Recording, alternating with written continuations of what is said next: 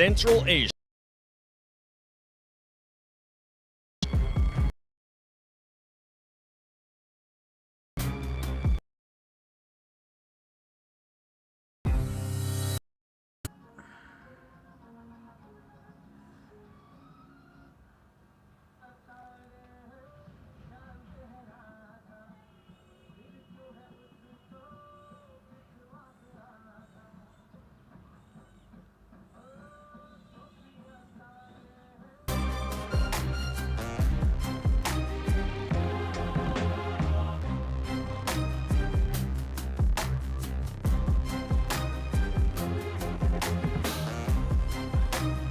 Goooo orangutan from India.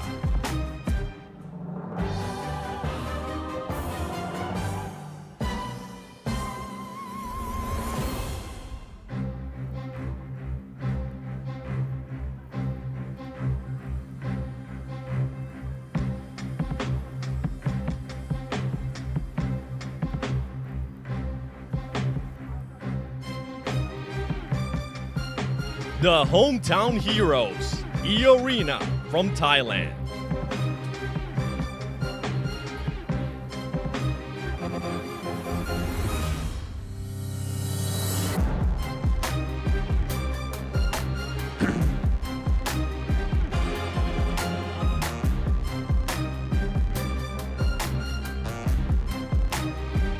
Reigning champions of PMSL Southeast Asia Ball Split, the Xavier, Vietnam.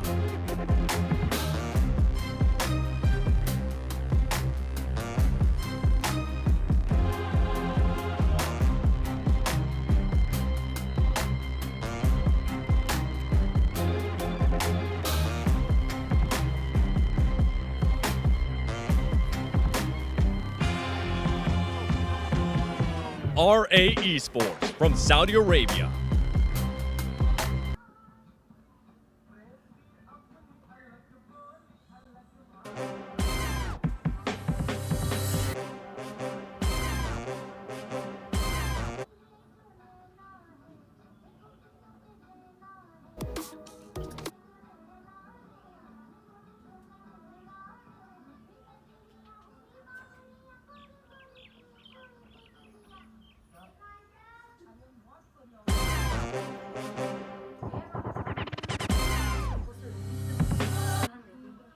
The champions of CSA Ball Split, Virtus Pro, Central Asia.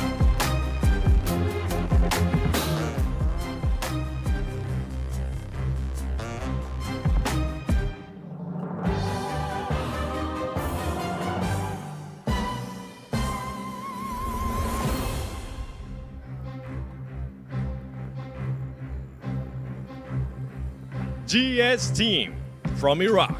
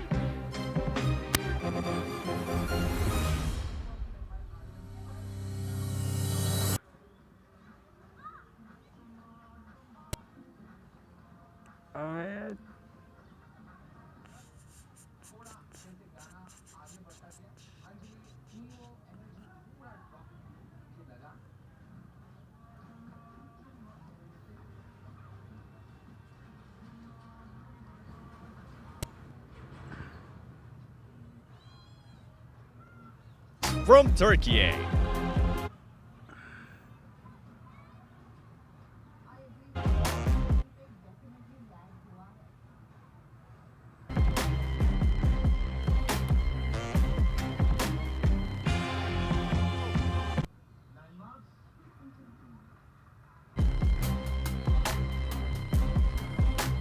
Straight from Brazil, Alpha 7 Esports.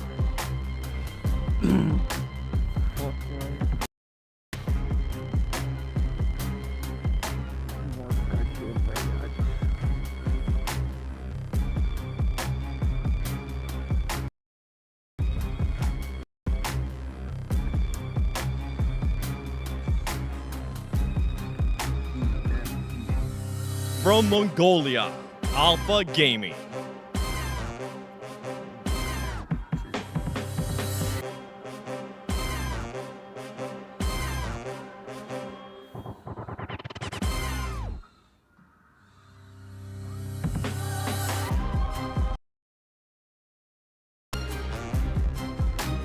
These are the elite squads battling across 3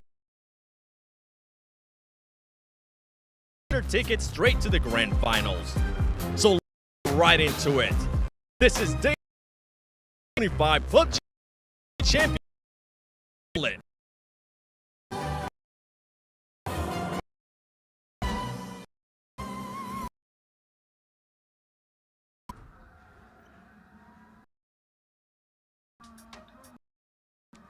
Well, there they are. We see them ready to go, man. Live.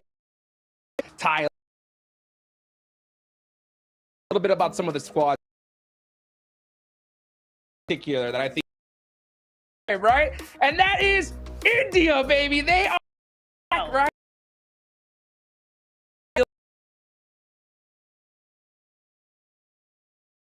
I love the many of the teams to come out of India and actually compete against these teams really. Yes, that we've global teams is fair, but the group really quickly, like the team smart you need in a team that will compete. But sorry, I tunnels. Not orangutan. What they're going by here. As we go into Rondo, Mian7 had a video a few days ago talking to, I would actually. It's going to be just absolutely crazy. But you know what? Let's head on over to get this started.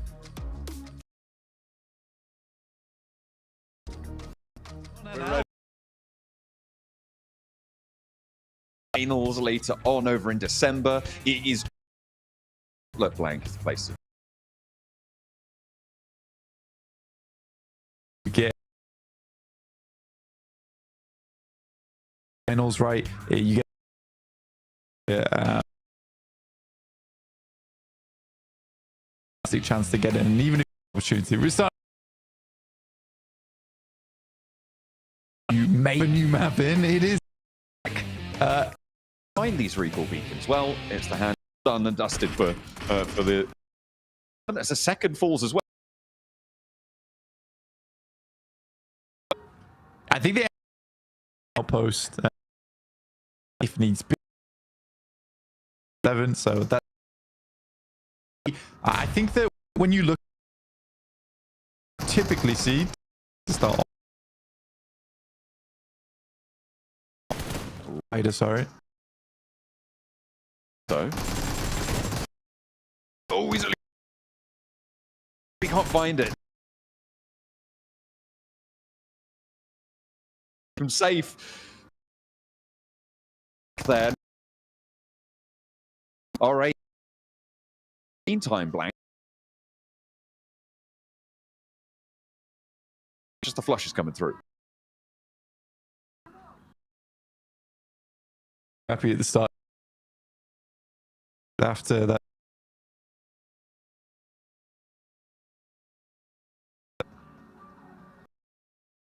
going exclude back up to 3. Saying before in towards the end, it was we're already up to 11. Off in the distance, Obscures having to away now, and RA may just get 6 points from Alpha 7 total, which is a little bit weird considering they're a 4-man squad. But RA, fantastic stuff. I think this is the first time I've seen a team get more than 4 points on a hot drop. Yeah, certainly in Rondo. I'm talking about the Rondo recall system, but the size, you know, points you can. Looks like You get 6. But also that indicates that Alpha 7 has lost the fight twice, which is not great for the prospects of Alpha 7 going forward. I mean, losing to R8 as well, in the past, that might have seemed as like a big upset, but I think R8's actually improved a lot over the years. Most of those players are veterans now. But yeah, I think a bit of an I think for R8, for the uptick in there.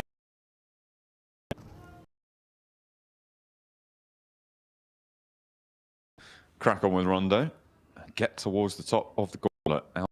Trying to make them from Yulin down side, crashing into the rocks there. Oh, spots one of them. Back upstairs, still active, accessible potentially, although it's going to get harder in the middle of the circle, which is where we find ourselves right now, Blank. It is going to be a little bit more difficult to find those, perhaps losing a player further. Unless they make right, like certainly possible. By the time you start heading center to gate beacons is something frequent. I think that an initial stint of eliminations, of aggression, does start to die down a little bit as teams head on over towards that early game, that mid game. I'd say that probably kicks in around about 12-13 minutes here on Rondo, but it can kick in a lot later, as we've seen in previous PMSLs where things get really dicey the entire time. The question is whether it's really worth it or not, and I think teams haven't quite figured that part out yet. I think there's still decisions to be made whether to send 3 in there individually by playing a 4 through to the end game, then participate, but they're getting a because by the I'm looking on the map at Regnum-Kaya, Blank, and they are looking massively because you know that recall is so valuable for you. Regnum-Kaya wants to 7 still has 2, by the way, in the northwest side. How near Virtus Pro? They feel like, you know, see.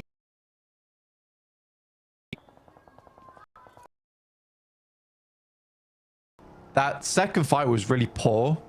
The vision was that after that double knock, they were going to try and clear up the fight from there for R8 and deal with them. Unfortunately, there was a quick response from their side, and suddenly Alpha 7's plans get massively cut to shreds.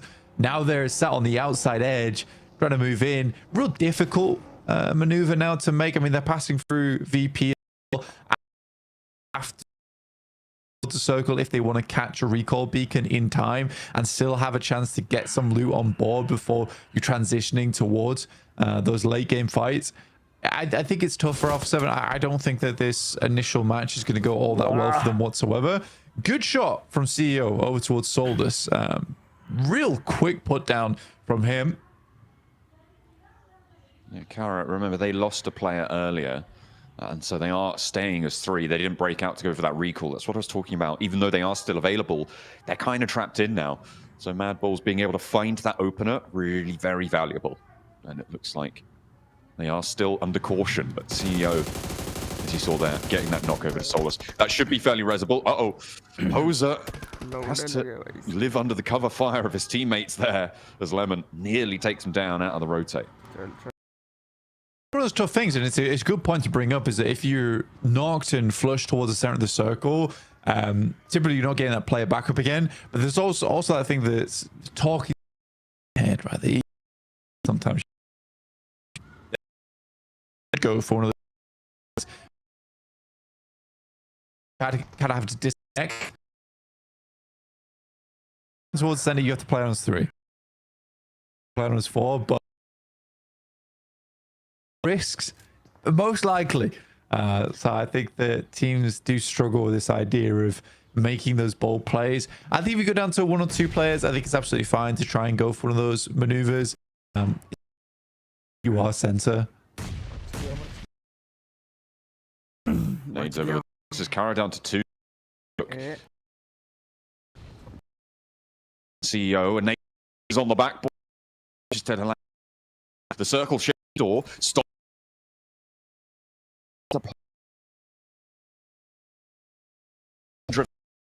Nate starts up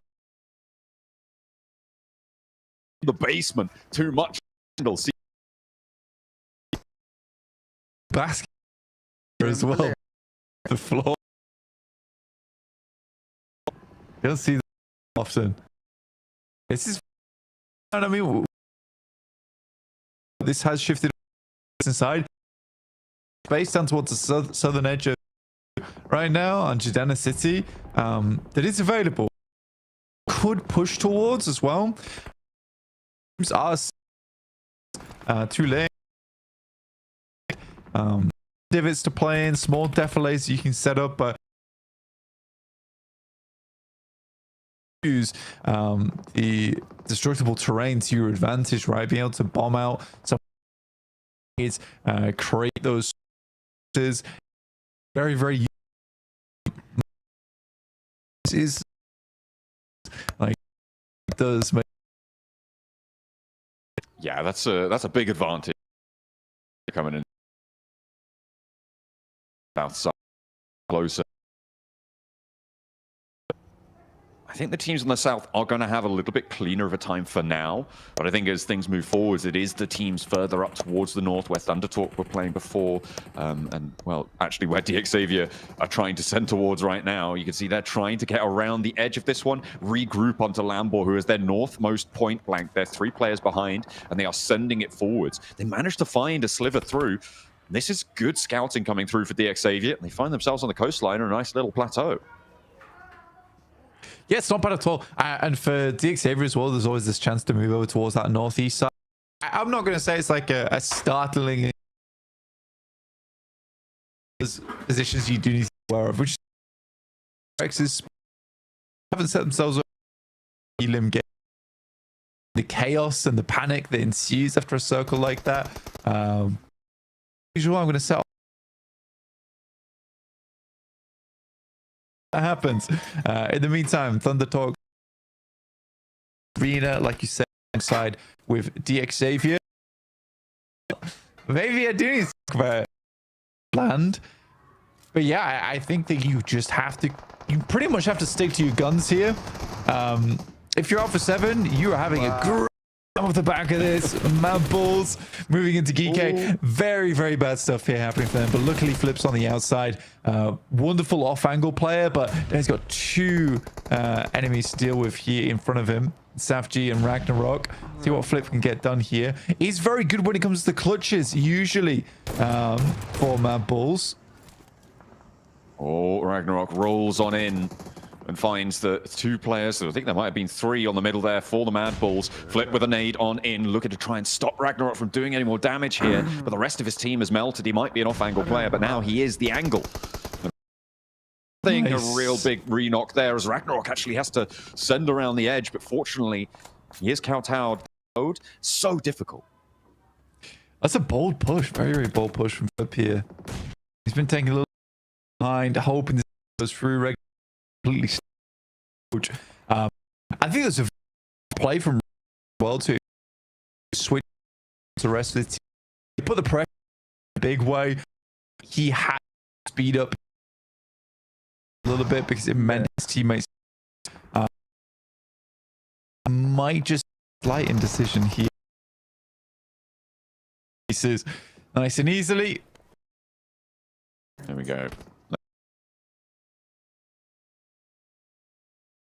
there's still plenty of firepower for them to play with. 5 points. It's not a bad game by any to the root of Jajina mouth here. Have sat. X were great of pushing in from the west. They're already had a hot start to the game. Continue taking out Cuban like a... Been going down is pretty problematic. I mean, Rex is better as well. Early, pretty was now very ahead of him. I would probably on the team here. Squad is able to make TV continue the warpath here since taking Brazilians in out now. Ooh, giving them the tool. All right, have been through the ringer already, and they know of the train up to the north side of the arena, struggling again. They get across the major profit though on this engagement. IQ over the horizon.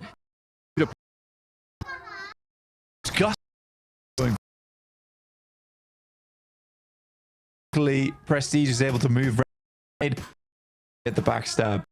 He was putting in. Well,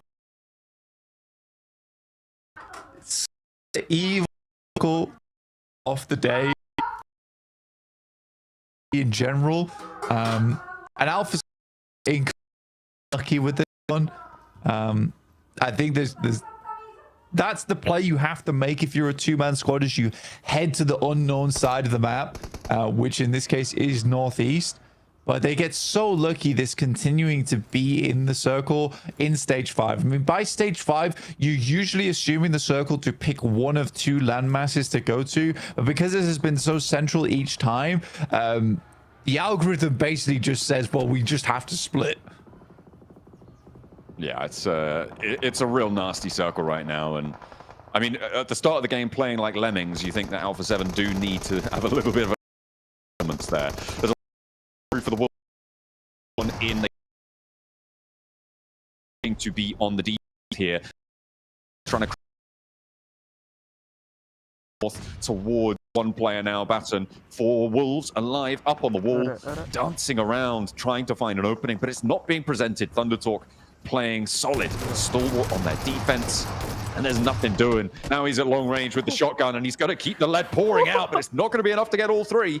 But goodness me, it was close. I mean, it's the correct move. It's the correct move from Thundertalks. It was slightly less glamorous than they were hoping potentially, but it is the right move. Is to send 3 out on a quick spin there to take down Baton, because the way he was running around, I think they realized that they were just going to be wasting nades, sending them out the window, hoping for something like that. If they get this done right now, it means they can have a lot more pressure over towards the future.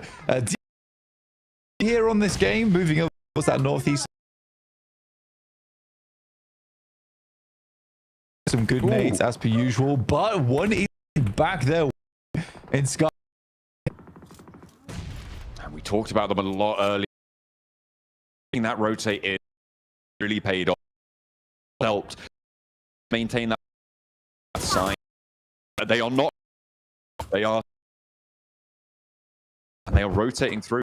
Had oversight on so many fights. I mean, we saw then, but coming through from DXA's position. I've held and split as well. The decimal point, but being able to do the tree line close, that's where they start to open up. VP, who did fantastically well within their own region, now have set themselves up beautifully on this north side. They're one of the last to the circle as well. They were on a similar trajectory to Alpha 7, so both teams. But it's a tall task of them, right? They need the teams on to put money on this match.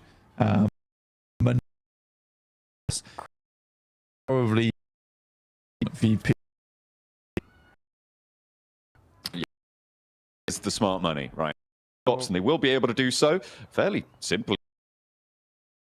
Coming through from IQ, they're running up and managed to get out. Does finally.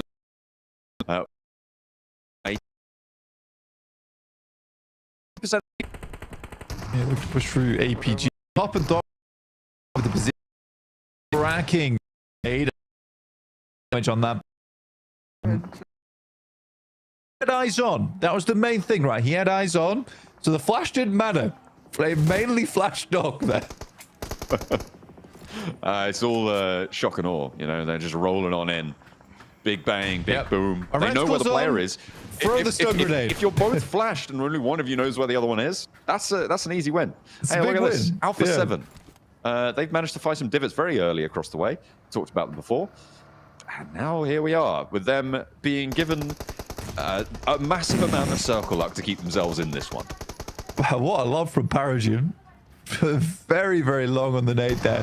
But Thundertalks get up effectively, and DXavier have nothing to say about it. 7 elims so far for the Thundertalks. And overall, I would say the team play is phenomenal this game. I've been very impressed with maybe not the mechanical skill, but the decision making overall has been very, very good from Thundertalks. Xavier with 2 players now, holding off against 3, but it's Lamball to fall, leaving just Nate T left.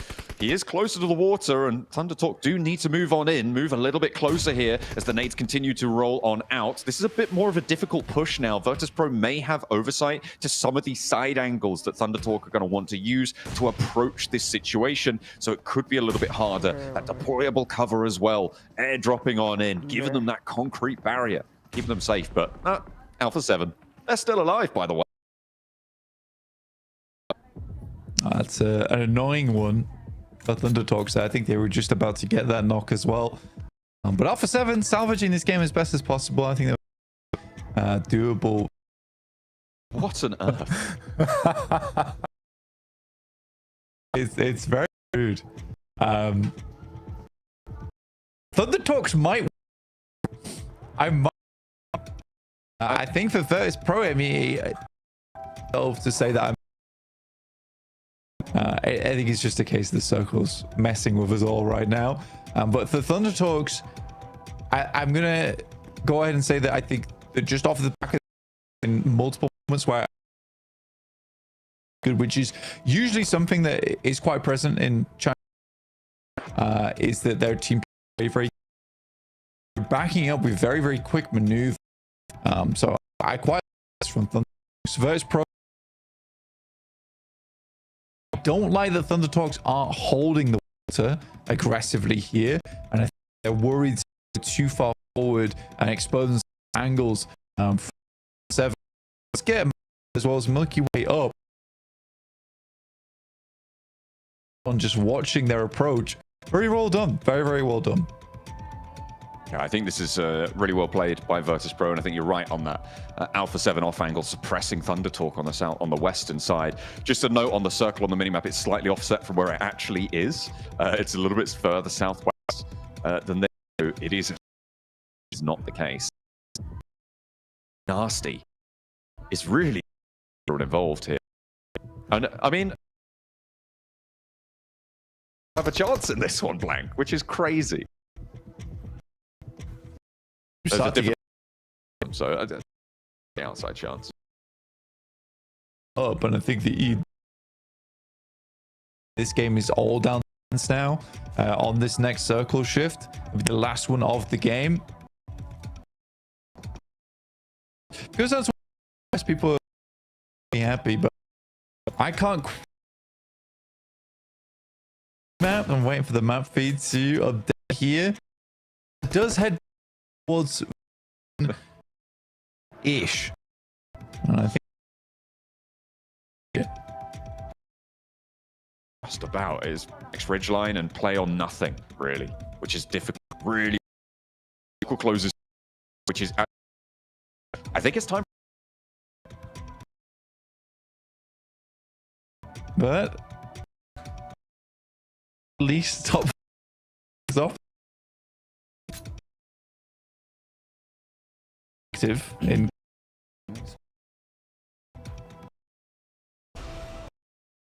yeah, but it's teams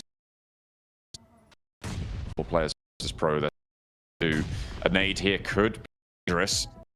Pause themselves. Pro are going to use down to the last player to stand. and the So undertalk up against the wall. Hopefully. 7 and towards that NJ play going through from good. This is exactly what I was talking about. Aragon now has to hit the deck. There is shots from the sideline. Obscure has to be clean with this one. He is not. And Malloy is providing support. Carrillo with it all down to him now in these final moments. And he will not be able to meet the mark. Pro able to claw the no blank to kick us. They played like same set off a big the northeast side. I don't salvage game, but let's head back over to the about this one.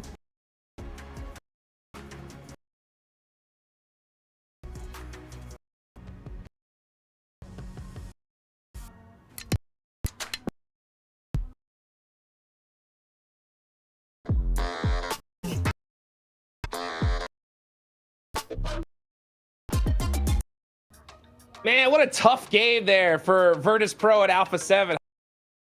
Difficult rotation. It's so ridiculous. Rondo to land on majority of water here. Hey, it's PMGC circles, Max, man. What else can we expect? So there's just a little river. There's no way it's going to come into play, right?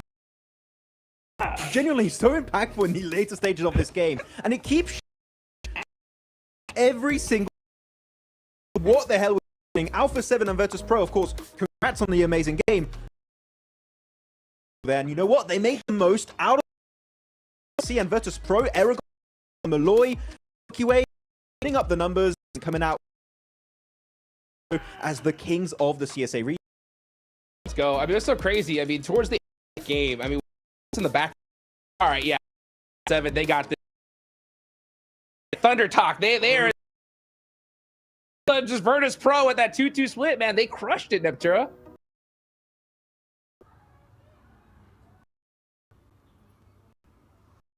भाई इसमें चलाते हैं add नहीं आएगा अबे यार क्या करूं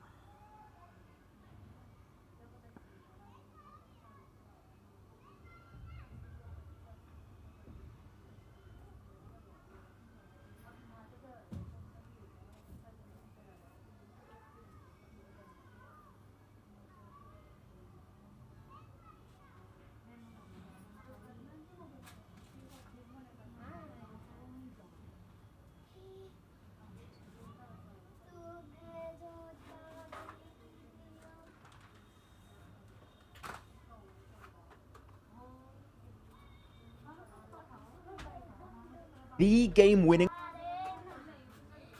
play from Virtus Pro, and I don't know if it's too much to say, but I would say it's as close to perfect as it really was in that scenario for Virtus Pro. It was beautiful.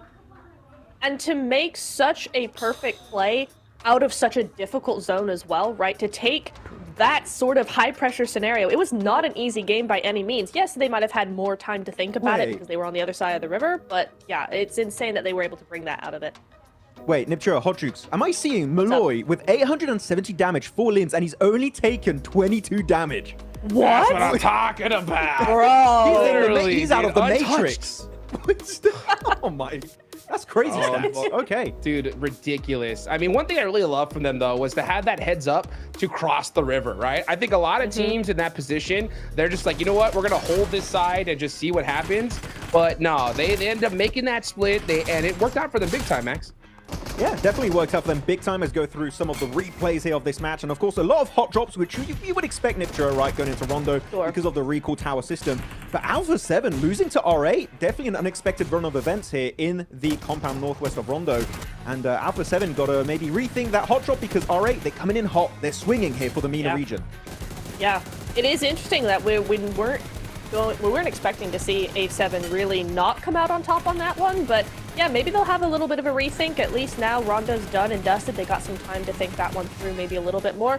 I wouldn't be surprised, though, if we see them do it again tomorrow, right? Because one time does not a decision make. I think they got to lose twice before they go, okay, yeah, maybe not. So we'll see. We'll see tomorrow what they've got in store. Yeah, I think it's harder to make that decision too when you end up in second place. You know what I'm saying? Like the recall towers, I mean, it works out big time for them. But at the end of the day, yeah, them losing that fight was pretty tough. I mean, R8, got to give some big shout out to them. 5 eliminations off the rip in here, really utilizing this whole mechanic to their advantage. Just farming eliminations in the early stages of the game. Though, we did see a few quick little replays in Iptra of a fight I think we both found very interesting. That southern fight on the gas station next to the bridge. You had DRX, you had E-Arena, R8, and Orangutan that I know that you wanted to talk about that actually, instead of going for the aggressive approach, went a little bit slower here, and that allows them to secure 9 points on this first game. 9 points, top 4 is exactly what they needed to start the day off right. Start all of PMGC off right? But I really liked what they did there because they knew R8 was right next to them, and they thought, listen, if we third-party DRX and E-Arena, then R8 are just going to third-party us. We're going to leapfrog all of this, let R8 do that third-party, and then we're just going to gatekeep them the whole time. And that got them those placement points. They were able to full send it to the middle and get top 4. A brilliant play. And this is what I'm saying. They're a smart team. They know what they're doing against these global teams. Yeah, and though looking at the leaderboards, we saw for a second there, Hotrix, we need to mention Thunder Talk. Like, those guys, 15 points right out of the gates here for the PL region, setting up absolutely game-winning positions onto the western side. I think earlier on they had a big 2-2 split, then they regrouped onto mini heaven, as we were calling it in this game, a little plateau area, and their zoning capabilities were just second to none. They were so efficient at making sure they were creating space for themselves to transition later on in that game. Thunder Talk, I want to see more of this because this is the Thunder Talk you expect to see coming forward after their PL season. Yeah, and their quick decision-making, I think, really showed off right here because you saw D Xavier in a really dominant position, but Thunder Talk wasted no time, pushed on them, and took them out the game. But, you know, D Xavier ended up with 8 points. Thunder Talk ended up with 15, but it's all Malloy here. I mean, look at that. 870 damage. What a great start here for this team, Max. Now, use the rest of the top 4 players, and I'm not surprised we see, of course, one of the Thunder Talk players right here and now, Max. Yeah. Setting up the plays at the end there. And I think, Niptura, talking about actually sitting and Thunder Talk, that push we saw later on in the game onto, I believe it was D Xavier over that little valley point, keeping one player on the backside, I believe it was King. Yes. That was literally the most perfect execution of that play for Thunder Talk in particular that we could have expected in that situation. It was so well played. It was so nice. And love to see sitting pretty number 2 here on the top 4 players. It's really nice, and it's really it's a good example or a good representation of what this game was for them. It was really nice. Beautifully done. Beautifully done. I mean, man, R8 starting off strong. So many different things to talk about, but that's it for Rondo. Next up, we're going to go into Erangel, Max. And when it comes to Erangel, right, we already saw some hot drops in Rondo. I know that we're going to possibly have some ones here in the big map of Erangel. Which ones do you think are going to happen here, Max? Well, I'm a bit scared about Virtus Pro and Alpha 7 because they both drop in George Pole / Lipovka. Also, they do drop in Milton Power for Virtus Pro, so there could be a little bit of a clash there. But the main one, I think that me and Niptura are both going to be heavily paying attention to moving forward, is going to be GS Team hot dropping APG in military base because they kept doing it during the scrims. Are they going to do it today, Nep? I'm hoping no, but they might. I really hope they don't because, like we discussed yesterday, right, while we were watching that, it's like, if you want to go and hot drop another team that maybe has just switched to that position because of PMGC, then fine. But you don't hot drop APG in the location they have had for years across multiple different teams. No matter what team they're on, they drop military base. They know the ins and outs so intimately of that location that for GS to go, hey, actually, we're going to uproot you out of that. No, you're not. It's not happening. Go somewhere else. Don't hot drop. Don't do it. It's big enough to have 2 teams, okay, guys? Dude, it's way more than enough but buildings and APG's like, military nah. base. Yeah, it like genuinely, Hot Military. Jukes, if we see the fight happen again between GS Team and APG in military, it's 100% intentional, and I think GS are kind of throwing. Yeah, I mean, I want honestly. top to be top 7. because even when we were watching it during the scrims, it's not like any of these teams were either the two squads were walking away unscathed, right? Like they were all walking away with 2 players gone or 1 player out of there. And I mean, when we're playing 3 Erangels, this is the map in particular you don't want to waste any time on, right? So yeah, it's crazy to see. I mean, a hot drop of this scale. But I mean, we talk about, I mean, these teams here, and APG in particular, they don't move for nobody, Max. They're never gonna, like, I think that we're gonna be 10 years in the future in PUBG Mobile Esport, and APG will still drop on Sovnovka Island in military base. Okay, this is their position for the longest time, and it will stay that way moving into the future. Though looking at the hot drops that used to happen, we used to have Orangutan, right? Neptura hot dropping versus Regnum Karya in Rozhok. They changed their drop location now dropping around shelter area. They can also go to Severny if they want. I think this is a great change for the better, and I'm really happy with Orangutan making that switch. Yeah, I am too, because it really plays into their edge style, their edge play style, right? They like to wrap around the edge and control as the game gets later and later. And so to go center when all the other teams also, a lot of teams also play center in this lobby. So to land center and then try to play edge is going to be too much of a hassle, and you're probably going to get caught out early. So it's really nice to see them move to a more of an edge position on the map, and so then they can actually play how they want to play a lot easier. Yeah, you can see these players locked, loaded, ready to go here into Erangel. Are we going to see those hot drops? Military base is going to get crazy. And it's, I mean, it still just freaks me out every single time, because I'm like, why are we dealing with this? There's so much room. You could easily have a team go Novo, loot half the place, and be fine with it, but they're going to crack away at it no matter what, you know? Now, we got some other teams, other players here that I definitely want to talk about, right? We didn't get to really talk about at the top of the show about goooo, right, Max? And I know Nerzed joining them has been a really, really big improvement for them. What do you think about that? I really like the way Nerzed has been playing with the team during PMSL Mina. He was so impactful, but also not just solo carrying. Very clearly, it's the entire team putting up some really good results. Berlin, Kevin, Nerzed, Ragnarok, everyone's doing fantastic in their games. Safety also, of course. And I do think it's still a slow process, because adding a player as experienced as Nerzed in this team, it's still taking time for them to adapt, because they have a completely different meta, right, from when he was in CSA, now joining the MENA region. But they've had time now, since PMSL MENA, and now going into this tournament, so I feel like that synergy is going to be even stronger. And if that's the case, maybe we could see a MENA team make it to the finals. I feel like that's the region a lot of people are looking at. That might not have any teams to represent them in the finals, but if any of them is going to make it, I think goooo is definitely one of those squads that I'm going to be paying very close attention to.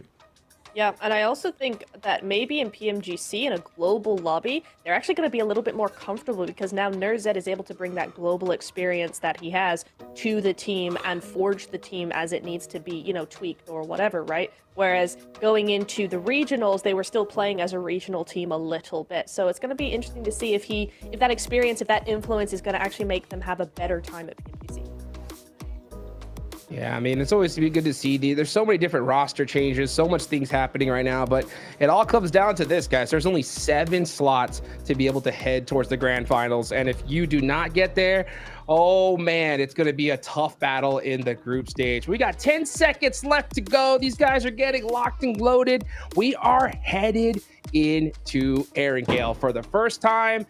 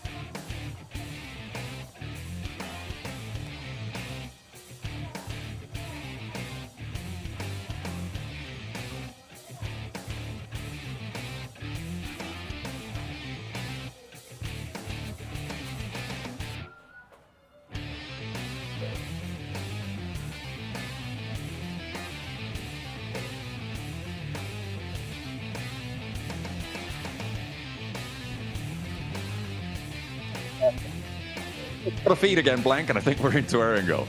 I don't know about you, but we'll see. I think we're all good. Okay, well, here we go. What's life without a little bit of thrill here as we get a little bit of a hot drop as well? Okay, down on the south side. GS and Alpha in C block.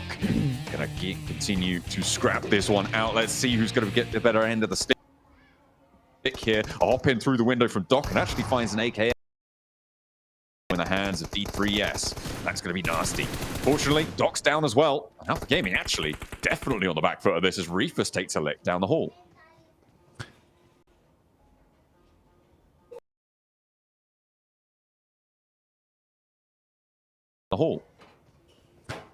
Yes. GS. Not a bad start for them. APG were fighting over this in the test matches as well. It's interesting to see this one come back again. So this was a little engagement that was taking place multiple times during scrims. Looks like it wasn't one to conclude too quick. Both teams kind of were going back and forth on this. APG were winning a couple of times. GS were winning a couple of times themselves. So it really was undecided who would be able to take this one. You also got Geek over towards Novorodnoye as well. So it's certainly a difficult scenario now for APG as well as GS. Who's going to be winning off the back of this one? I mean, APG down to 3 players, GS still at 4. So the ball is in their court realistically.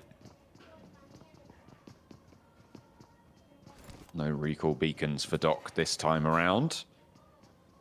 Zjol biding his time. Reefus ticking up slowly on the stims.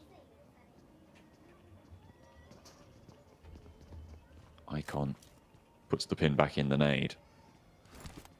Missteps a lot more costly here on Erangel, obviously. Taking that recall beacon away. Alpha 7 far flung from the thick of it right now over towards Lipovka, heading up towards the north. And given the circle, I think that's probably the right choice. The circle did pop all the way up to shooting range. Long road for these two teams. They need to conclude pretty soon if they want to get in with a chance of actually having a decent shot to the circle.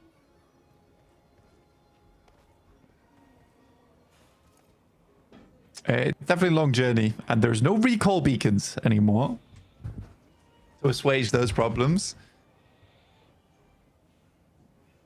APG is kind of stuck here now too, because you can't really make the backstep over towards the hillside behind them. Very exposed. Once you move out the way, GS, all they have to do is head over towards the roof and start taking shots. So APG sort of locked into this fight.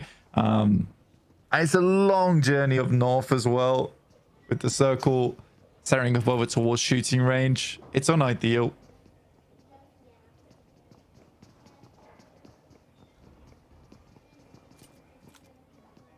Zjol.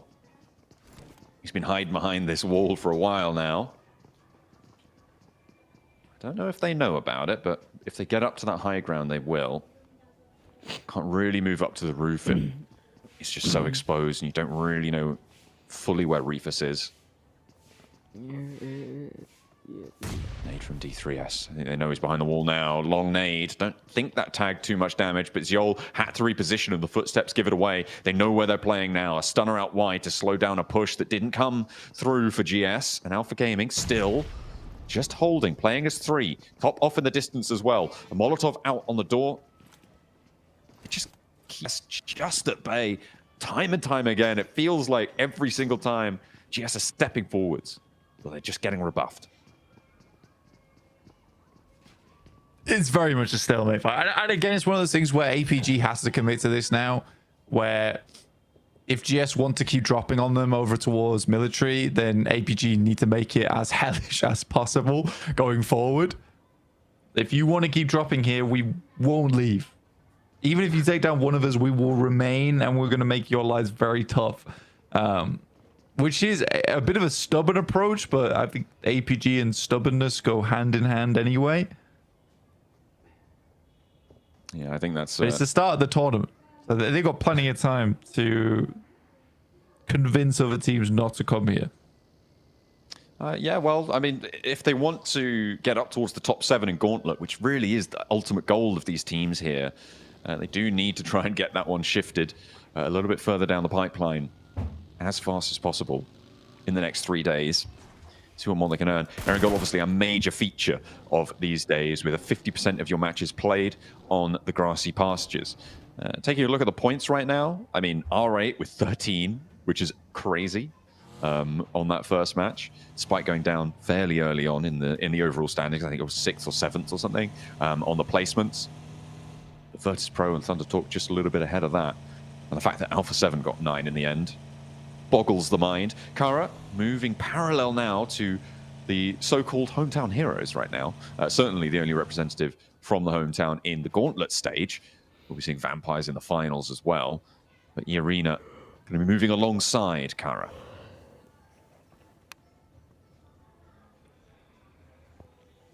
Joker just watching this unfold. They pass on by, which isn't great, to be honest with you, for E-Arena. I think I would have rather have got moving a little bit early with Kara, taking a proactive approach there. It does set up a bit of a landmark that's going to block off E-Arena when they start to come through. VP also will be making a bit of a rotation over towards the north side. Round Stalba likely. APG regress over towards GS.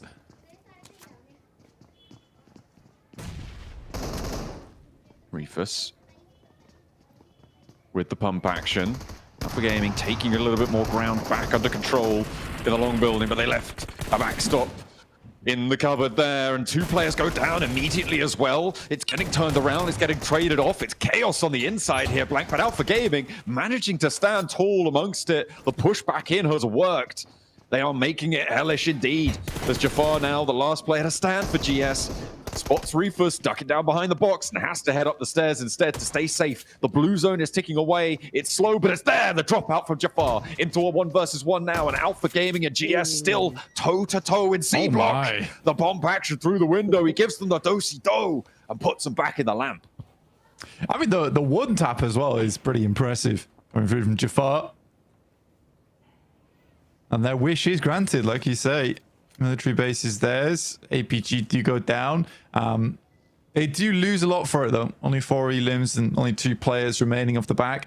Thunder Talk over towards the north side compound, just to the west of Severny. I actually don't mind this position at all. Quite like it on our screens right now. A lot of capability for maneuvers later on, which is good stuff. And it shifts down towards the southwest side, where DRX is currently playing on the dead trees. Zaki for Alpha 7's an interesting one. They started at the They have been cowed. Well,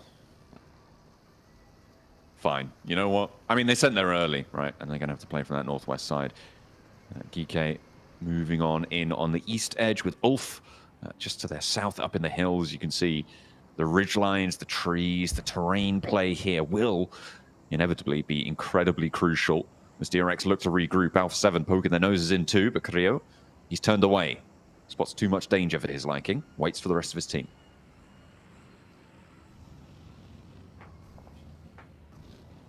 It's a good time for Alpha 7 to move. I mean, you said it started in Lipovka, moved over towards here. You're getting a lot of value off the back of this one with the circle moving over towards that western side.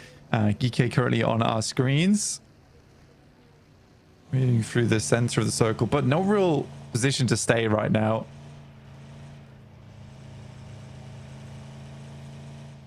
The Arena finally made that move from the western coast. They are on the south side. Kara is still posing a bit of a threat to them. Being a little bit annoying, but Marcel having to swim here does give free reign now for E-Arena to push over towards that eastern side. Potentially even past the Xavier. Kind of like their split. 2 and 2 across the roadside. Tucked in over towards the hillside on the east. I'm confused about what Marceau's doing right now. Because Kara have got control of the bridge. Fully. He just fancied a swim. He wanted to go back to the last game. He's like, oh, we went in the final circle. I want to be in there. Nah, just get on to North George. Come on. Kick up the pace. Regnum Karya, they are slap bang center, but they're in a bit of a divot here with a lot of oversight from on the surrounds. It's going to be difficult to move away from this, but it's very central, which is the big positive of that spot. And they'll be able to play on from there. The DXavier 2-2 split to their south flank as well is a big threat to them, but could be a bit difficult for DXavier to hold. We'll see if they have more success than they did against Thunder Talk from the last match. Yeah, honestly, I loved Thunder Talk gameplay from that last match. And I think that it is definitely difficult to deal with a team that is very coordinated like that. I want to see more from them. I mean, 15 points already is a really, really good start. And for Thunder Talks to get into that top 7 will be a big boon for their region. Alpha 7 starting to cross from that field on the western side, but still really difficult to determine where you want to play on this circle.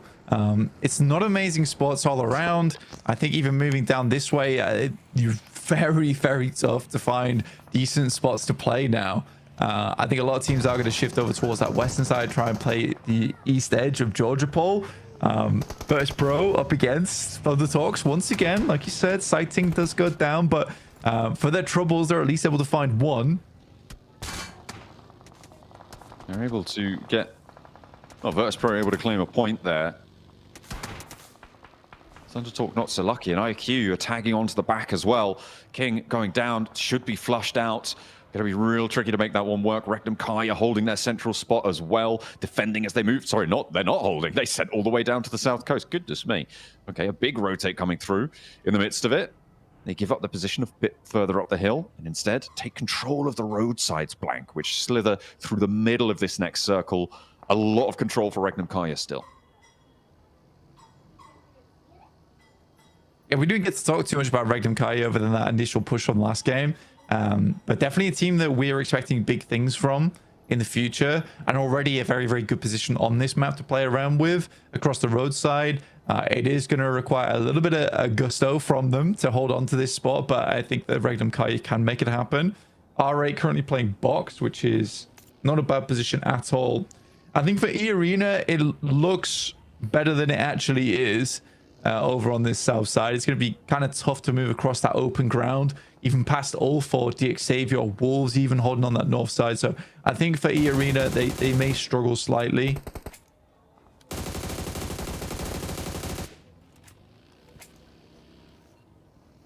Alpha 7 trying to dodge the spray downs. Looks successful for now.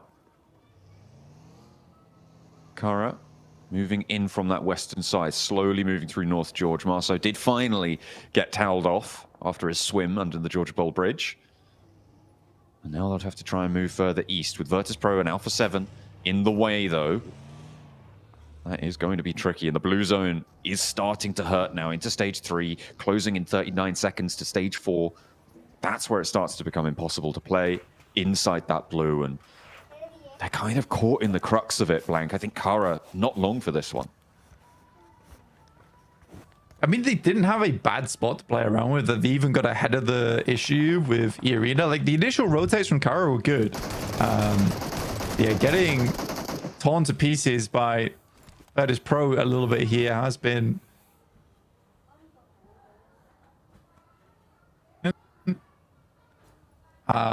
next move, right? What's the next step here? How do we move Knight from here? Because I think that they're likely not taking a win back of this one, and it is more checkmate on their side of things right now. Regnum Kaya pushing over towards the bridge. Actually, unironically, a very good position. Looks bad. Is pretty good. I mean, yeah, right now, it is brilliant cover, brilliant hard cover. The downside is that R8 are sort of just around the corner. Could be difficult if nades start to pour on through. In the meantime, this northwest side is getting treacherous. DRX moving on through, and Alpha 7 clashing with them. They stayed back from the fight for quite a while. They moved all the way out to Zaki on a wide wrap from Lipovka. And now they're starting to push towards the circle. Kara spreading out in a line behind them might prove to be a difficult obstacle. And Obscure going down means DRX are starting to turn the tides of this fight. A second knock found as well. And really not too much damage seen in response towards DRX. I mean, that's one way to do it, right? Is if you can't quite see your target, you just blindly spray through the smoke and typically gets the job done. I think for Kara, they're so far on the outside of the circle that, yeah, it was only a matter of time before this started to happen. DRX still trying to put the pain on over towards Alpha 7. Guizhou moving off in the distance. Tanky gets taken down. Quick jump into the vehicle from DRX. Can I say healing? I think for Regnum Kari, it's actually that between them and R8, because right now at least, I think the chances that R8 leaves box in the those outside right here to take shots all down towards Regnum Kaya, very slim.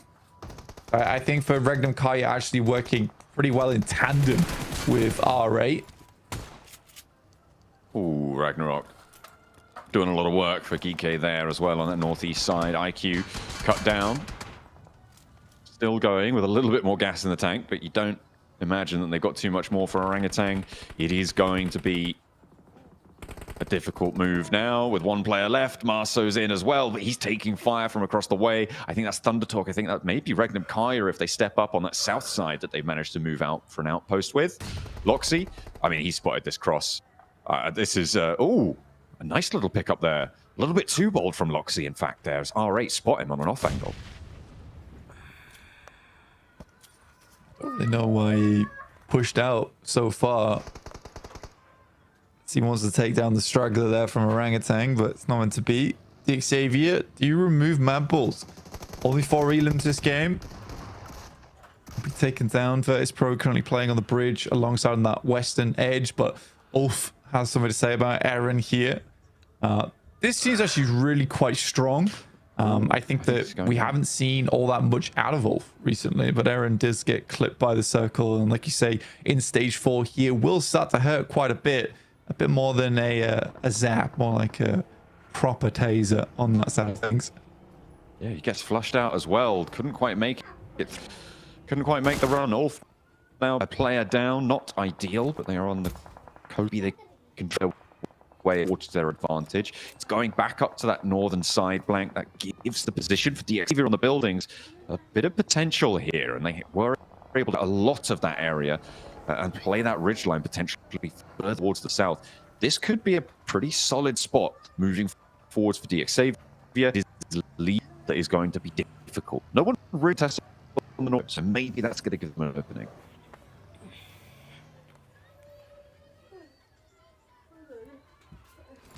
It's nice the circle does come over from the south and heads up. And DX Xavier do have a fairly strong spot to work with. Even they're trying to remove GS. GS3 on the backside of this building. They're being very vigilant clearing this one out, by the way. There's only 2 players. I mean, they have to be if they want to wrap around towards that north side. 2 good grenades, but no dice on that. Okay, crawling back to Sakura. I think find this res. Jafar not quite in position, and a big nade from Tony K gets that knock and almost immediately gets the flush there. Well, nicely found. Sakura gets that res, and E-Arena playing on now as 4, but they have to move up to the coastline here and into the waiting arms of R8, of Regnum Kaya. Mormon makes first approach and will get immediately backed off the angle. I think Marso's chiming in there as well. This is a really difficult rotate for E-Arena. I would be surprised if they make it unscathed. If they can regroup on Mormon, sure. But I'll have to wait and see. Like you say, it's a tough rotate for them to make.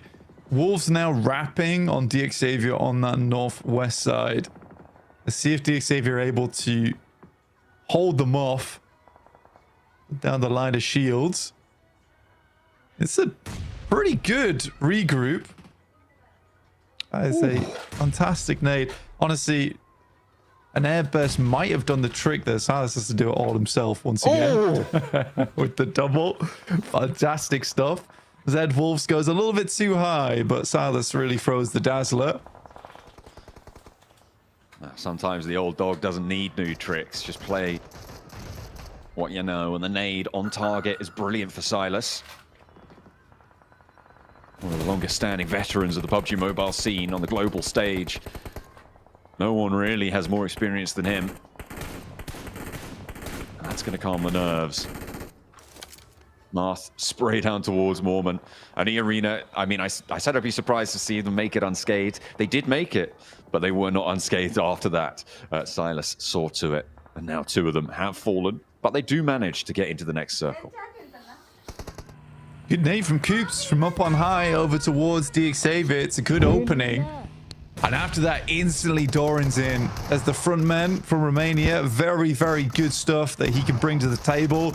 Has always been a fantastic fragger, and now on a team that can really utilize his performance. 2 players from Wolves down. They've managed to get an opening too, but that is not going to be enough there. It seems like DXAV can't hold off these pushes. Thunder Talk and now Wolves have been able to take advantage of positions that seemed very, very strong. And with Wolves being able to pick up those 3 elims, now geeky are going to try and capitalize. One player does stay down. Doran is back up to his feet with a nade in hand. I'm surprised he's not going for that heal. There's that first knock, and Wolves look to hold off in a solid fashion where DXAV could not. Coops, I think he wanted to hop out the window there. Maybe a little bit too slow. Second time's a charm, but Hicksword goes down on the sideline. 3 players fall on the approach, but 3 in response, and it's up to Doran versus Saf. And now pushing onto the outside there. Doran loses one of his teammates. They are flushed away. Opens up for the door frame, but will be blasted back off its hinges. Dafji underneath. Oh, trying to make his way back up the stairs here. Like you say, Doran, all down to him now. Nade in hand. This has to be a golden throw. And will head further down the stairs. Has one more to try and make it happen. Quick switches between the weapons. But teammates are starting to bleed out. Saf G realizes he's just going to go for those elimination points. Pick those up where he can. Doran jumps out the window. Goes for a similar scenario. Takes down the entire team between the 2 of them. Saf G has to go for the reload there, but he's managed to get it in time. Oh no, the off angle comes through as well and forced into the fight. He wasn't ready for it. Wolves fall and nobody can hold these buildings. GK very, very slow to be able to get out of this position as well. It's going to make their approach really tough. They're playing now as 2 players on that northern side. Regnum Kaya still in a great spot, and RA as well, having a second really strong game to open the tournament. I mean, for RA, I've been... Well, again, I said it was unsurprising. I think they're a team that's improved a lot over the years. And they have remained steadfast between one another. So I do think they deserve all the prestige that they're requiring throughout this gauntlet. Good shot from Marth over towards Saf as he attempts to leave that position. Will explode on the vehicle there. Leaving Geeky high and dry with just the 1 player in Kevin. Tries to make a move out. Marth's got his eyes that way too. Doesn't quite have his number though. Not quite on the bead fully, unfortunately. Kevin gets a little bit further forwards. R8 regroup back down to the compound that they've held for a while now. And continue their solid hold on the riverbank. Circle definitely north leaning, but Regnum Kai have been holding this 2-2 split for a while. They like these river splits. They've played quite significantly on them in these sorts of situations, and they played them pretty well in the past. And they're looking to do just the same here. Mormon still alive for E-Arena. Tony K as well, off on that western side. The 2 players left for the team from Thailand as the circle pops. Towards the west. Still has a lot of water in this one as well, so getting flashbacks over towards Rondo now. Thunder talks with their singular player looking to pump the placement points a little bit with their 18 from their last game. Very obvious someone's in here, at least. Marth again, really not leaving Kevin alone. Despite asking multiple times, Prestige gets an off angle on it and will pick him up. As the circle moves further towards that western side, Regnum Kaya get more and more of the advantage here.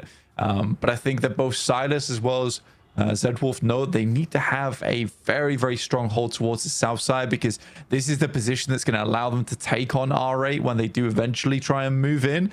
But with E-Arena still around this area, that's what Silas as well as Zedwolf are definitely most worried about. Orangutan, last player in the drink. Been hiding out for a while. Almost cost Loxy his life to try and pick that point up. See how much longer they can survive. R8 making that western push, the real big maneuver that has to happen here. The question is when. The question is what do they need to get in place to feel confident enough to go for this push? Ida pushed off that rooftop now. They have to keep marching forwards, regroup onto the tower, and go from there. Rectum Kaya yet to really fully chime in with force. AJ being a bit of a thorn in the side.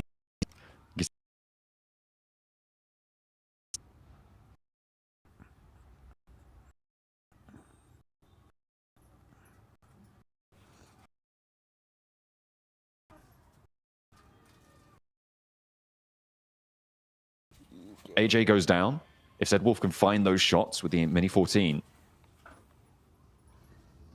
I think that's when Rectum Kai can really start to leverage this.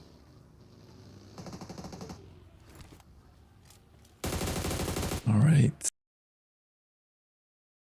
Those shots on that one, which is a good pickup. Looking behind, good. Realistically here, Orangutan still holding strong. RA just about get themselves in a position to start sending nades, but Wild evades every single one of them. M79 out of the smokes now as E-Arena looks to move across. How is he not down? Goodness me. Oh dear, Tourniquet takes a lot of damage as well, and it is going to be maintained on that south edge. Rectum Kaya now playing with 2 on that south side. Don't go down as well. A knock there would have been really nasty for them, but they keep it going. Loxy, close to Marth, close to Ida, close to Prestige. Orangutan still just with their solo representative as well. Just clinging on there. On the off angle, down under the bridge. Playing down in the dark. Wild somehow doesn't go down to that nade. Felt like I went off right in his ear. And Prestige strikes out towards the south side. And Silas is going to fall. Zedwolf now needs to pick him back up as Marth continues to move on over. Spots a leg, spots 2, and clocks the shot. Able to take down Loxy. Rectum Kaya faltering on their hold now. They played too timid blank. They haven't been allowed to do what they wanted here. And Wild needs to stay alive but can't. Another nade. And there's a Mori finding the shots onto Silas. Zedwolf now the last to stand. Will give it a good go, but it's not going to be enough. Falls out and will go down. Rectum Kaya eliminated in 4th. I can't believe Rectum Kaya loses there. I mean, they did everything they needed to do, which was to take out E-Arena, clear some space on that side, and then push over towards R8. But R8 have really been putting on a clinic during this game. Very fantastic play from inside of box compound, never straying too far away from their safety. When it came down to it, this has been a really good hold in terms of playing from one position to the next. Marth, oh my goodness me. I think he'll give his life for it, but you don't really care. My goodness me, what a stylish way to close that down. R8, they were on the warpath in Rondo and they wanted more. A bigger slice of the PMGC pie. That is a massive game for R8. They held the box compound and nobody could deal with it. That is some silly stuff. I mean, I think I've seen Marth do that twice this game, by the way. But you don't expect it in those final moments. You really do not expect it in these final moments. What a way to finish the game. And Orangutan, once again, gets some decent placement points.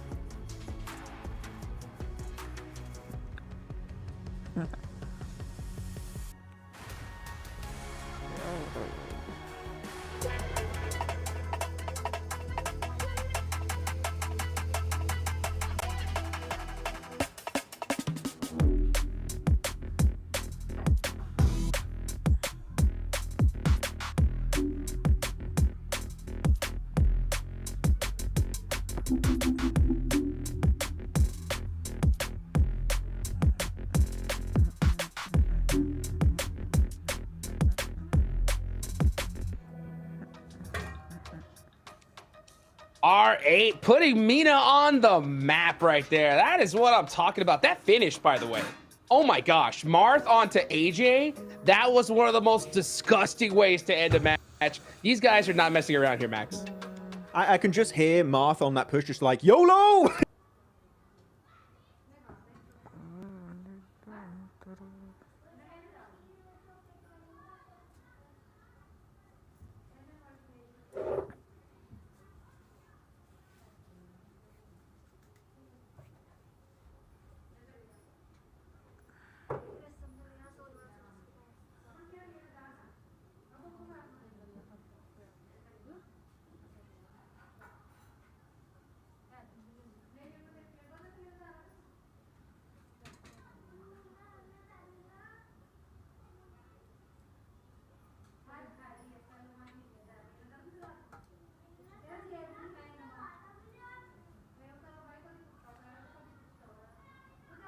khoảnh khắc mà đã đem về một win. रोजाना ये बहुत ही brilliant number है math की तरफ से ये performance देखने को मिली तो है, लेकिन अगर आपको याद हो लास्ट मैच में ऐसा ही कुछ ID7 और प्रेस्टील करते पिछले मैच में 2 फिनिशेस के साथ एंड तक Insta பக்கம் போங்க வாங்க.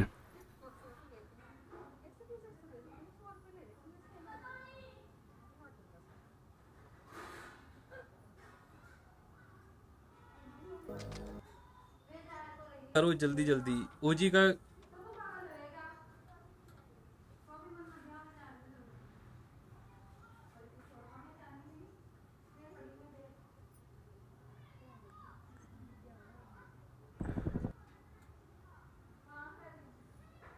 orada EA tarafındaki bir oyuncuyu. Zwolf hemen yardımlaşma. Yani oradaki duo iyi çalıştı. Evet. Ama diğer duonun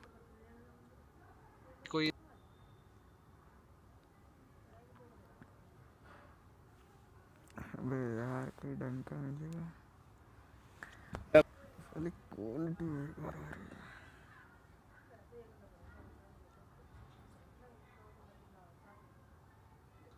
Frustration and talk. Are they going to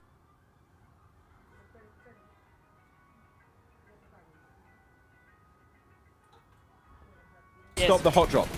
What are we thinking? No. I agree. Not after Unfortunately, that. I agree. They're going to.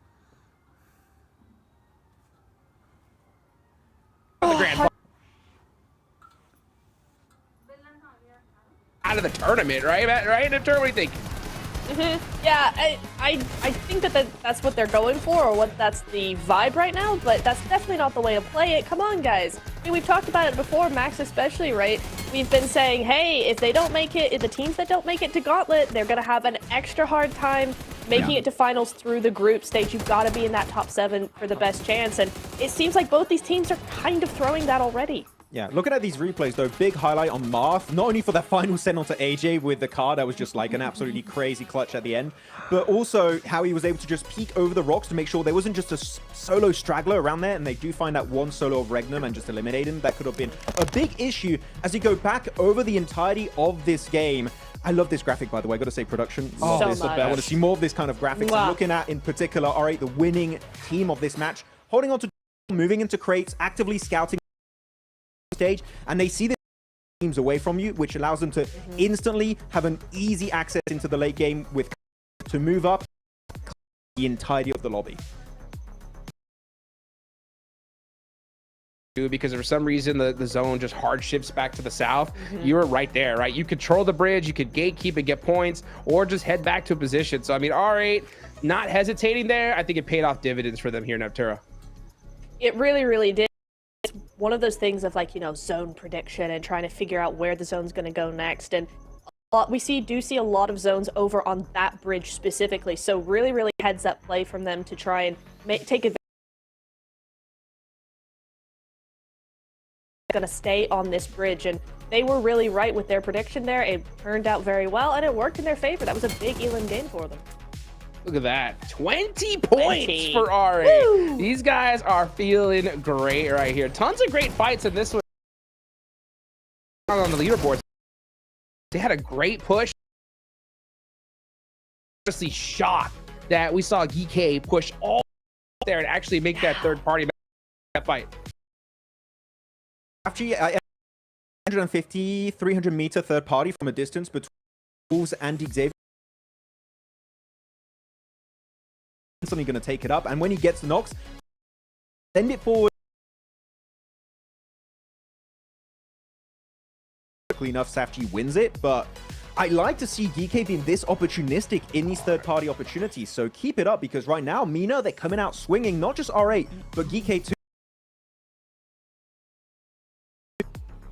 Yeah, I want to see more of that as well. I want to see more of that last play that we saw from Marth. Oh my goodness. We were in the back, right? And when I saw that zone shift, see AJ possibly clean things up. Last stand fight.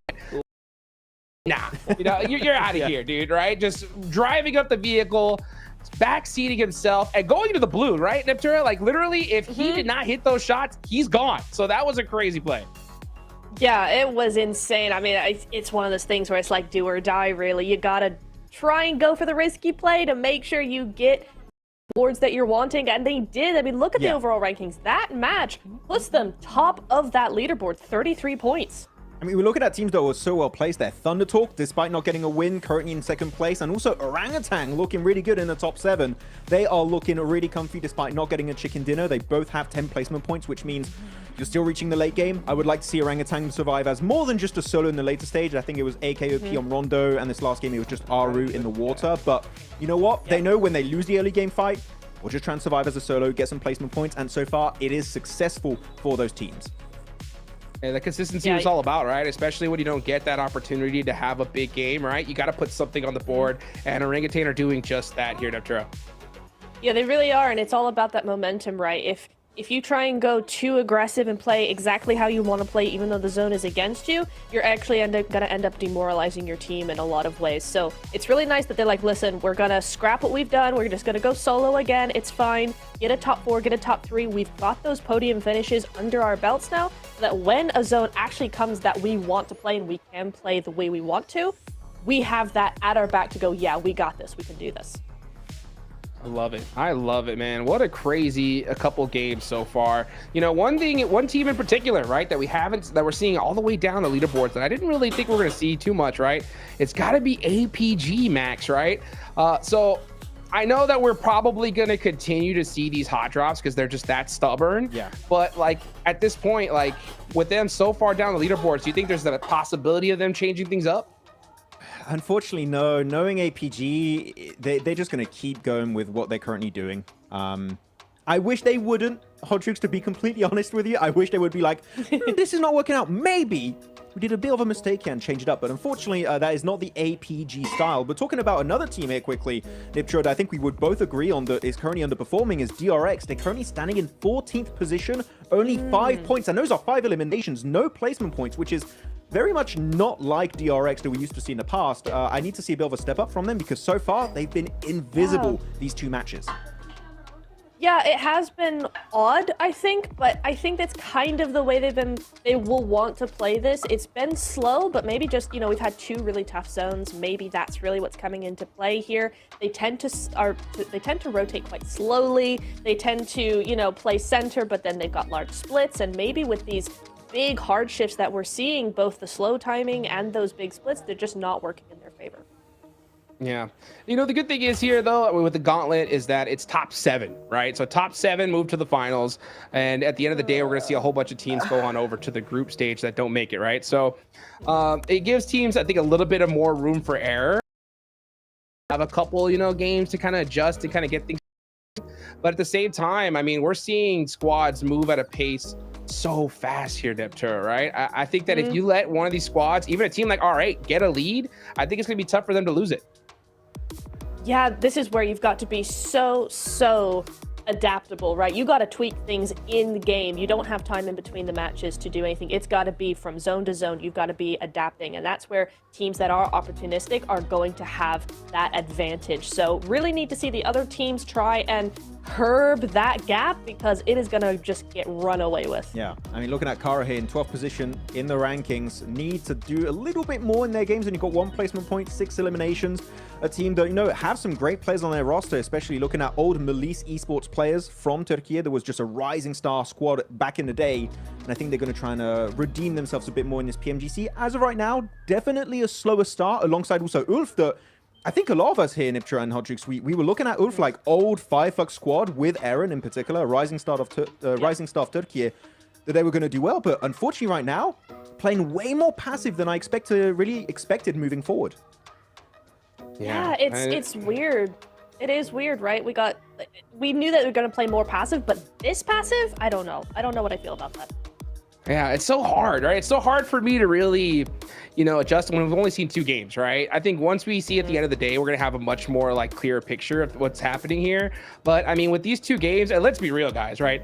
These zones have been going ridiculous, right? They've been yoinking all over the place. That's been making things really tough. Even in this match, right? We had a hard shift on over to the southwest side. So I think that's making things a little bit uncomfortable. But at the end of the day, I mean, these squads, you got to be used to these hardships, right? You got to be able to put something on the board.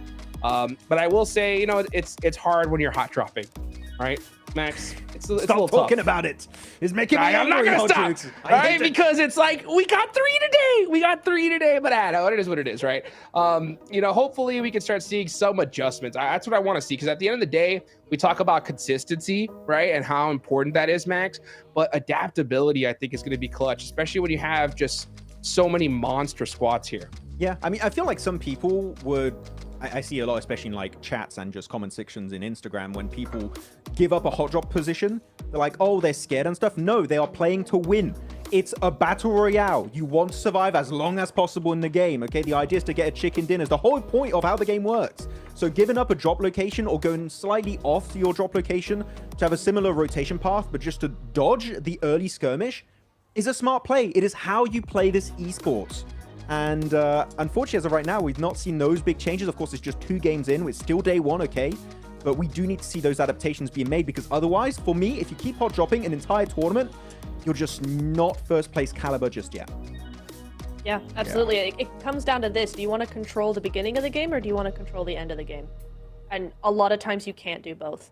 So you got to pick, because I think the end of the game is going to give you a lot more of what you want versus controlling the beginning of the game. So you got to make that choice and make it fast, man, because yes, we still have that opportunity in the league stage or the group stage or whatever to get where you want to be. But it's the gauntlet. There's only 3 days. You only have so many matches. If you want to make that top 7, make the changes, control the end game.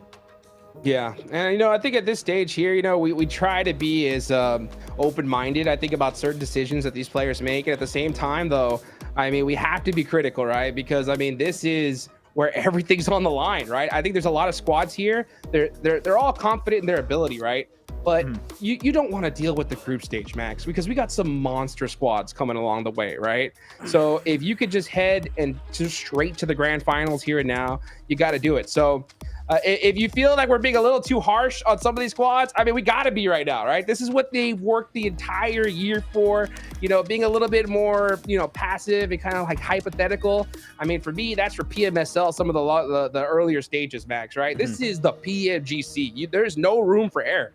Especially in this gauntlet stage. I'm sorry to say, but for some of these squads that I'm looking at, their highest opportunity to make it to the finals is going to be through the gauntlet by being in top 7. Making it down to relegation into the group stage or into last chance, where you have to be top 3 or top 2, it's even more competitive. It's even harder to be at the very tippy top of those rankings. If you fail now, chances are your adventure might just be over unless you do a massive comeback in the next stages and you can actually qualify to the grand finals. So we need to see changes very early on, because otherwise top 7, it might be out of the question. Because this lobby, the gauntlet, looking at the other teams in the group stage, it's so competitive, and it is the toughest lobby. But still, this is your best opportunity to reach the finals, so you've got to bring your A game here. Yeah. And the good thing is, like I said, it's top 7. So you got to, it's not like we're only, having 2 slots where you have to have absolute perfection, right? If you're able to get 6th or 7th, you're going to be screaming for joy, right? But I like that point that you made, Max. And, we got a little bit of time to talk here. So how about this? Okay. Neptura, I'm going to ask you a question. Yes, sir. Max was talking about how there's some squads that need to perform here, because if they don't make it in the top 7 now, they're probably gonna not make it to the grand finals, right? So which teams in particular do you think are really in the hot seat, right? Which squads do you want to see make it in the top 7 and are possibly not going to make it in the grand finals if they don't make it? Okay, I've got a really hot take. I think A7. Wow. They didn't make it to make it past the survival stage. Exactly. I think the longer they have to fight against more pressure they put on themselves, come out super strong with no pressure, top 7, easy peasy, knock it out of the park, go to finals. I think if they go the other direction, it's not going to look good. What do you think about that, Max? Alpha 7's a pick and a half, but I could see it happening. Alpha 7 are the team that, or you get the best team in the world that can win PMWC, or you get a team that unfortunately can't even reach the PMWC finals. So it's a bit random what you get sometimes. I feel like you spin a wheel at the start of the tournament for Alpha 7, and that's the team you're going to get in the entirety of the event. But if I had to go for one team, I think is going to be a big upset here moving forward. Oh, it's a tough one, man. This lobby's really stacked. It's so stacked. I do think Alpha Gaming would be the one to just fail in the gauntlet and then just dominate in the harder stages where you need to be top 3 or top 2 in groups all last chance. So APG strike me as the one that's not going to make it. Ooh, you know, that's I wouldn't say that's a bad take, only because considering that they're hot dropping so hard, right? In military. I mean, that's the part that just kind of like, it's a big asterisk for me, right? Because I mean, we know what this team's capable of. Their roster is absolutely stacked to the teeth, right? So to see them hot dropping like this, if they don't make it here and now, right, and they go to the group stage, that is just going to tell every other team that this squad's predictable, right? That, you know what, they're hard-headed, they're not going to leave, they're not going to adapt. And when you have that advantage over so many other squads, Neptura, I mean, these guys are using any data piece they can to take an advantage, right? So if if they know that Alpha are not going to move, right, Alpha Gaming, then I think that's a huge advantage. What do you think? Well, of course, especially when you think about APG being one of those top teams. I mean, they are one of the top teams in the world. They are, in my opinion, one of the scariest teams to go up against because they're aggressive, they're opportunistic, they're unpredictable. You don't know which side they're going to come from, how many there's going to be, and what angles they're going to take. So if you can find the one predictable thing about them, you're going to take advantage of that. You're going to change your strategy or tweak it or do something to try and knock them as far down as possible, because once that gets to the later stages, you're going to have a real problem with them. So for sure, they need to be able to be adaptable so that they have that power over teams, so they still have that fear factor, because they might just start to lose it otherwise. No, I fully agree. But you know what? We have a little bit of time before this game starts here. Hot Jukes, I know we have time to ask you a question. Which team do you think is not going to reach the finals based on, you know, who are the favorites right now? Oh, okay. Let's see. Honestly, I'm going to go with my team, the Wolves, right? I love this squad. I'm going to say that. And this is the reason why, right? This Wolves team, it has been given myself and I think everybody the highest hopes for an NA team we have seen in years, right?